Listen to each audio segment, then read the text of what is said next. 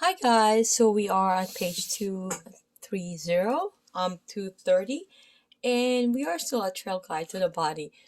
This time we are featuring the bony landmarks and how to access them. So you have different trails. Okay, so trail 1, we're gonna go around the globe.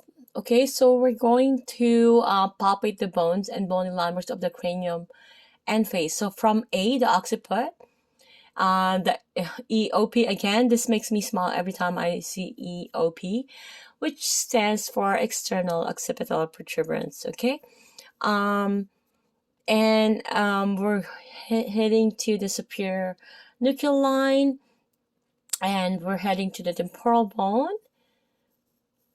The parietal bone, and then in the temporal bone, and then we're going to the mastoid process, right? And the zygomatic arch and the styloid process. And then D is the frontal bone. And we have the sphenoid bone. And we also have the nasal, the zygomatic, and maxilla. This is the maxilla. Okay, this is the mandible here. So we have here the image here. Sorry, my apologies. So we have here the trail 2. We have the jaw jaunt explores the mandible. So we have here, you can see here this is the body. So where you can find where your sort of that is more so the body where your teeth, the last tooth, or where your cheek. I wish I could show you my face and show where it is, but this is where the body. And B, we have the base, right? And C, we have the submandibular fossa here. And D is always the angle. Just like, the scapula, it has an angle. Also, the mandible has that angle. My Filipino accent is coming out. I live in Toronto, Canada, but I'm Filipino by nature.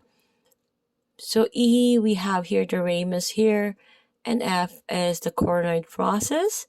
Okay, keep in mind the coronoid process is very important on landmarking. And of course, the condyle here. So we have here the trail 3. Okay, so this is the lateral view of the neck. Okay, so we have the horseshoe track. Locates the cartilaginous structures of the anterior neck and the horseshoe-shaped hyoid bone. Keep in mind anterior neck meaning the front view. Posterior is the back. So we're going to start from the trachea. And we're going to go ahead at the cricoid cartilage. And we're going to go ahead to, superiorly, we're going, or proximally, we're going to go and access the thyroid cartilage, which here. And we're going to go again proximally or superiorly to the hyoid bone. Okay, so within the progress of the evolution, the skulls of more advanced creatures begin to have fewer and fewer bones. For example, some fish have more than 100 bones in the skull. Reptiles may have 70 and primitive mammals 40. A human skull contains 22 bones, 8 of which form the cranium.